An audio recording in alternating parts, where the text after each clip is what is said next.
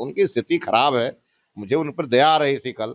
बोलना कुछ चाह रहे थे, अब बोल कुछ रहे थे। सम्राट चौधरी जी ने सदन में कल चौके और छक्के की बरसात की और विरोधियों को पीट पीट करके लहूलुहान कर दिया। क्या सम्राट चौधरी जी काबिल आदमी नहीं है? कल बिहार विधानसभा में फ्लोर टेस्ट था। फ्लोर टेस्ट में पूरी तरह से एनडीए के पूरी विधायक जो है पहुंचे और बहुमत जो है पूरी तरह से हासिल किए।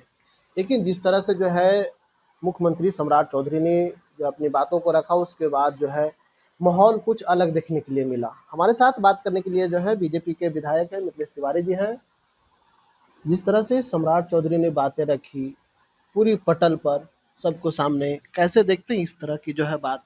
देखिए, कल माननीय मुख्यमंत्री सम्राट चौधरी जी का सुपर डुपर बयान विधानसभा में हुआ और बहुत ही स्पष्टता से उन्होंने विपक्ष के हर सवाल का जवाब दिया और बिहार के 14 करोड़ लोग कल उनकी बयान को सुन रहे थे और सब चीज स्पष्ट हो गया। तो कल हम लोगों ने फ्लोर टेस्ट भी जीता, बिहार की जनता का दिल भी जीता और विपक्ष औंधे मुंह गिर गया। अगर कहीं वोटिंग का अगर विपक्ष ने कह दिया होता कि जरा वोटिंग करा लीजिए, जो वोटिंग होता है ना, वो तो इतना जोर से हम लोगों ने समर्थन किया कि उनकी आवाज ही दब गई विरोधियों की। वो इतने हैं, सदन में एक कोना में रहते हैं। हम लोग पूरा सदन से एक साथ सियावर रामचंद्र की जय करके हम लोगों ने सरकार को समर्थन दे दिया, सभी विधायकों ने। तो तेजस्वी यादव अगर वोट कराते तो कल हो सकता है कि उनके और 5-7 विधायक उस वोटिंग में सरकार के पक्ष में चले जाते। तो उनकी स्थिति खराब है। मुझे उन पर दया आ रही थी कल। तो सदन में खड़ा थे और बहुत घबराए हुए थे, पसीना पर पसीना आ रहा था। बोलना कुछ चाह रहे थे, अब बोल कुछ रहे थे। पता नहीं क्या उन्होंने नाश्ता उस्ता क्या किया था, भोजन क्या किया था, वही जाने। लेकिन उनका शरीर और उनका शब्द साथ नहीं दे रहा था उनका। और इसी नाते कल सम्राट जी ने जैसे क्रिकेट के पिच पे चौके छक्के की बरसात होती है, वैसे सम्राट चौधरी जी ने सदन में कल चौके और छक्के की बरसात की और विरोधियों को पीट पीट करके लहूलुहान कर दिया। लेकिन जिस तरह से जो है विपक्ष कर रही है कि या इस तरह की जो है मुख्यमंत्री का भाषण होनी चाहिए। अब बिहार को जो है बागडोर संभाल रहे हैं, बिहार को मालिक हैं और इस तरह से जो है सदन में बोलना कहीं से उचित नहीं है, क्योंकि आपको हर चीज सुनना पड़ेगा, सहना पड़ेगा, क्योंकि बिहार को आपको चलाना है। तो क्या उन्होंने गलत कह दिया? उन्होंने कहा व्यक्तिगत टिप्पणी करोगे तो सुनना पड़ेगा। तो क्या सीएम को गाली सुनने के लिए बनाया जाता है क्या? सीएम की तारीफ नहीं होनी चाहिए क्या? सम्राट चौधरी जी काबिल आदमी नहीं है? बिना काबिले हुए आज उनको मुख्यमंत्री बना दिया गया। तो तेजस्वी यादव को जब इतना गरूर है कि वो हमारे पाठशाला से निकले हैं, तो तेजस्वी यादव ने समर्थन क्यों नहीं कर दिया? हम लोगों के यहाँ तो गए थे लालू यादव पहली बार मुख्यमंत्री बनने के लिए, तो हम लोगों ने तो समर्थन कर दिया था कि चलो ये गरीब का मसीहा आ रहा है, भैंस पर चढ़ करके सत्ता में आ रहा है। हम लोग क्या जानते थे ये भैंस पर चढ़ेगा और चारा घोटाला कर लेगा। लेकिन उसके बाद तो फिर हमारे यहाँ आने की स्थिति उनकी नहीं बन पाई। लेकिन सम्राट चौधरी जी कल जब सीएम के रूप में पहली बार सदन में विश्वास मत लेने गए थे, तो तेजस्वी यादव उनसे उम्र में भी छोटे हैं और सो कॉल्ड उनका कहना था कि हमारी पाठशाला से निकले, तो अपने कम से कम गुरु भाई को तो कम से कम समर्थन करते। और अगर नेता प्रतिपक्ष बन के बोल रहे थे तो बिहार की आवाज बोलते, बिहार की जनता की समस्या रखते। मुख्यमंत्री के सामने आप बोल रहे थे, सदन के सामने बोल रहे थे, तो बिहार की किसी समस्या का समाधान हो उस पर तो कोई बात ही नहीं किया। केवल समझ लिए सांप सीढ़ी का खेल खेलते रहे और उसी में फंस गए।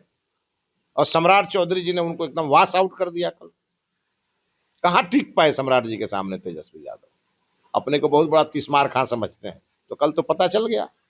तेजस्वी यादव ने ये भी कहा कि देखिए जिस तरह से जो है सम्राट चौधरी हो या फिर उसके बाद से जो है विजय कुमार सिन्हा जी हो या फिर उन्होंने कई एक और नाम लिया था कि जो ये सब जो है शाखा से जो है जुड़े हुए हैं। लेकिन सम्राट चौधरी जो है लालू पाठशाला से आए हैं। क्या बीजेपी के जो लोग हैं, आरएसएस के जो लोग हैं, उनके कार्यकर्ता हैं, क्या मानते हैं मुख्यमंत्री सम्राट चौधरी को? क्यों नहीं मानेंगे भाई? हम सब लोगों ने मिल के बनाया है। विधायक दल का नेता हम लोग बैठे थे चुनने के लिए, क्यों चुन दिए थे भाई? पहले तो भारतीय जनता पार्टी विधायक दल के नेता के रूप में सम्राट जी का चुनाव हुआ, फिर उसके बाद एनडीए के नेता बने, लेकिन उसके पहले एमएलसी बने, नेता प्रतिपक्ष बने विधान परिषद में, फिर उसके बाद वो प्रदेश अध्यक्ष बने, फिर उप मुख्यमंत्री बने, फिर दोबारा उप मुख्यमंत्री बने, गृह मंत्री बने, तब ना मुख्यमंत्री बने हैं। तो तेजस्वी यादव को आज ही याद पड़ा है क्या? और इतना दिन से सम्राट जी को जो मेन मेन कुर्सी मिल रहा था, तो भाजपा के लोग साथ नहीं थे तो ई बना रहे थे क्या? ये कोई राजद वाले बनाए थे आकि बीजेपी वाले बनाए थे? और राष्ट्रीय स्वयंसेवक संघ हमारा मार्गदर्शक है, हमारे निर्णय हमारे अपने निर्णय होते हैं, हमको आरएसएस राह दिखाता है और हम सही राह पर चलते हैं, तो इनको आरएसएस चुभता है। आरएसएस तो सेवा का संगठन है, आरएसएस तो कभी राजनीति में सीधे आता नहीं है। लेकिन आरएसएस आरएसएस आरएसएस, अरे भाई आरएसएस को समझना हो तो कल बोले कि मैं तो सोचता था कि मैं पूछूं कि आपको कैसे मालूम कि आरएसएस नाराज है? विजय निकेतन गए थे क्या? जाते तब ना पता चलता कि कितने लोग खुश हैं। तो हमारे यहाँ कोई अनुसांगिक संगठन का कोई भी कार्यकर्ता नाराज नहीं है, सारे विधायक एकजुट हैं, पूरी पार्टी खड़ी है सम्राट जी के पीछे, और सम्राट जी एक हिमालय की तरह खड़े हैं। विपक्ष के जो लोग भी इस सरकार को कमजोर करना चाहेंगे, वो ठीक उसी प्रकार टूट के गिर जाएंगे जैसे हिमालय पहाड़ से कोई भी दरख्त टकराता है और टूट जाता है। क्या मुख्यमंत्री नीतीश कुमार को, जो सुशासन की सरकार जो कहे जाते हैं, उनको लेके आगे चलेंगे? अगर सुशासन की सरकार के आगे लेके चलेंगे तो पटना सिटी में जो है 10 साल की बच्ची के जो है सब मिला है, कंबल में लपटा हुआ। आज जो है 56 साल की वृद्ध जो है गया में मिला है। तो इस तरह से जो है चल रही है। देखिए, जो भी घटनाएं हो रही है वो दुखद है, घटनाएं नहीं होनी चाहिए, लेकिन माननीय सम्राट जी के पास कोई ऐसा स्विच नहीं है जिसको दबा दें और एक ही बार पूरे बिहार की घटना बंद हो जाए। लेकिन उनकी मंशा है, वो लगातार आप देखे होंगे कि अधिकारियों को संदेश, कड़ा संदेश दे रहे हैं। कितनी अच्छी बात उन्होंने कल कही कि थाना, ब्लॉक और अंचल, ये 3 को ठीक करना है और तीनों का मॉनिटरिंग सीधे सीएमओ करेगा। और मैं मानता हूं कि बहुत सारी घटनाओं का जननी वही है। बिहार में सबसे ज्यादा जमीन भूमि का संघर्ष है, भाई भाई लड़ रहा है भूमि को लेकर, और उसको लेकर के हमारी सरकार लगातार प्रयास कर रही है। ये जितना भी विजय सिन्हा जी ने जो अभियान चलाया उसी का हिस्सा था। और अब तो माननीय मुख्यमंत्री जी स्वयं कह रहे हैं कि हमारा सीएमओ संभालेगा इन 3 विभाग को। ये अच्छी बात है। मतलब मुख्यमंत्री जी बिहार में व्यापक परिवर्तन करना चाहते हैं और विकास की धारा जो नीतीश जी ने शुरू की है, जिसको एक जगह पे पहुंचाया है, उसको और आगे ले जाना चाहते हैं सम्राट जी। इसमें कहीं कोई दिक्कत नहीं है, रास्ते एक ही हैं, रास्ता है विकास विकास विकास। लेकिन आप मानते हैं कि 20 सालों से लगातार जो है आपको बिहार में सरकार, 20 साल से अधिक से, उसके बाद केंद्र में जो है 11 साल से अधिक से सरकार है, तो इस तरह की जो भ्रष्टाचार जो आप कह रहे हैं कि ब्लॉक में हो या फिर थाने में हो, तो इस तरह की हो रही है, उसको रोकने के लिए सम्राट जी को आना पड़ रहा है, या उससे पहले रुका क्यों नहीं? समस्या ये है। नहीं नहीं, नीतीश जी ने भी बहुत कार्रवाई किया, बहुत सारे अधिकारी जेल गए, उनको निगरानी ने पकड़ा और पकड़े जा रहे हैं लगातार। लेकिन क्या कहिएगा, कुछ लोग तो अपने होशियारी से बाज आते नहीं हैं, लेकिन जब वो नहीं आते हैं तो उनके पे बड़ी कार्रवाई होती है, सर्जिकल स्ट्राइक भी होता है। फंदा लगेगा। एकदम, आप देख लीजिएगा। सम्राट चौधरी जी को मैं व्यक्तिगत जानता हूं, सम्राट चौधरी जी इतना कार्रवाई करेंगे और कड़ा कार्रवाई करेंगे कि भ्रष्टाचारियों के रूह कांप जाएंगे। लेकिन जिस तरह से विपक्ष कर रही है कि सम्राट जी 5 साल तक चलेंगे या नहीं चलेंगे, ये कहा नहीं जा सकता है। क्या जो फंदा लटक रहा है वो फंदा खसक जाएगा या टूट जाएगी? विपक्ष को कहिए कि 20 साल अब आराम करे। वो 5 साल की चर्चा कर रहा है, मैं 20 साल की चर्चा कर रहा हूं। भारतीय जनता पार्टी का मुख्यमंत्री, एनडीए की सरकार 20 साल तक अब चलेगी और बिहार की जनता के आशीर्वाद से चलेगी। बिहार में जो कहे जाते हैं कि अफसरशाही है, वो अफसरशाही है या नहीं है, ये आप बताइएगा। क्या अफसरशाही होगी तो उस पर भी कार्रवाई होगी? देखिए, कार्यपालिका, न्यायपालिका और विधायिका, तीनों के अलग अलग काम तय हैं।